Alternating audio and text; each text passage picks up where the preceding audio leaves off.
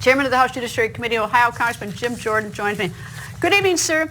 And I'll tell you the one thing that has struck me about Zwonitzer, and this is one of the reports, is that he deleted the audio recordings from his computer once the investigation was announced. I don't know. I don't like. I mean, that sends my antenna up. So what does he know? What does he have? What do you want?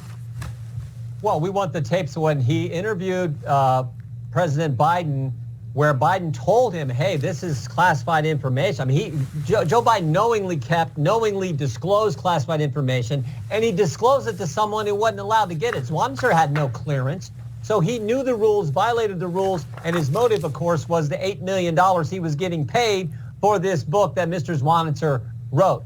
We have asked for this information from Mr. Zwonitzer. He won't give it. We've subpoenaed it. He won't give it to us. The only thing left for us to do is hold him in contempt. And you're exactly right.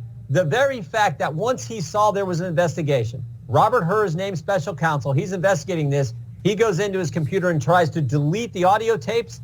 Now, Mr. Hur says, well, we were able to recover those when we ultimately got his laptop, but he tried to get rid of evidence. That's not a good thing, not a good sign. We want that information, and frankly, we're entitled to, Greta, because we have voted as the House of Representatives, a majority voted to enter an impeachment inquiry phase of our oversight responsibilities. We're entitled to that evidence. In fact, we're going to be going to court on the other contempt on the Attorney General. We're going to court on Monday on that, and we think we're going to win in court on that case. All right, so there are two tapes at issue. One is the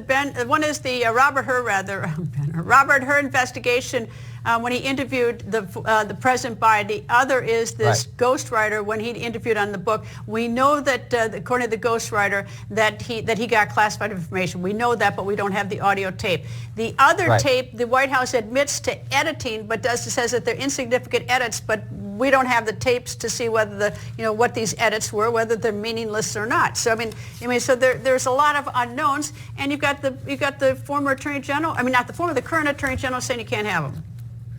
Well, and also we think they've waived any privilege that they're asserting on the tape where Robert Hur interviewed Joe Biden. We think they've waived the privilege when they gave us the transcript and they gave us the report. Remember, Merrick Garland doesn't have to give us the report. He gave us that. He gave us the transcript. So we think any privilege is not has been waived. But again, that's why we think we're going to win in court when we go there next week. But we want all the information, and we want the best information. And the best evidence, of course, is the audio tape. And then when you add to it the fact that you just pointed out that the transcript is different from the tape, and we've seen that the White House has done this, not just in this occasion, but they did it at the time when Joe Biden was reading from the teleprompter, and he actually said the word pause. When the transcript come out, it didn't have the word pause in it. So it's not the first time they've made changes to what was said and what was actually in a transcript.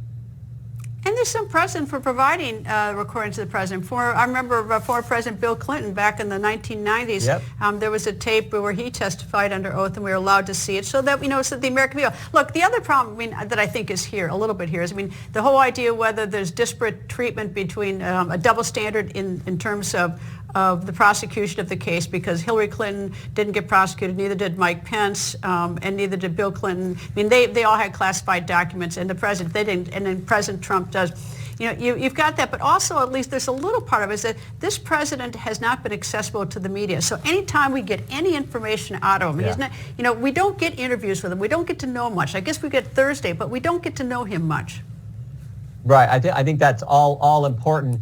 And remember what both the White House and the Justice Department has asserted. They've said we're impartial, we're independent. There's no way we're behaving in any, showing any partiality at all. Well, really, we have this fact pattern with President Biden, and then you have President Trump, where Jack Smith was caught altering the order, the sequence of the documents he seized from President Trump's home. He was caught changing those. There's so much so they had to admit that in a court filing, something you're not supposed to do.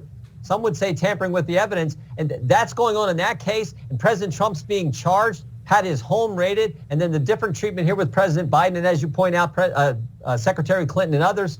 Again, all the more reason why we need the best evidence. We need all the evidence to evaluate, is the Justice Department and the White House really operating in an impartial and independent fashion?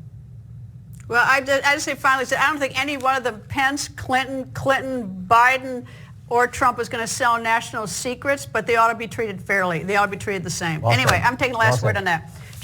Jim Jordan, thank you very much. You bet. Thank you.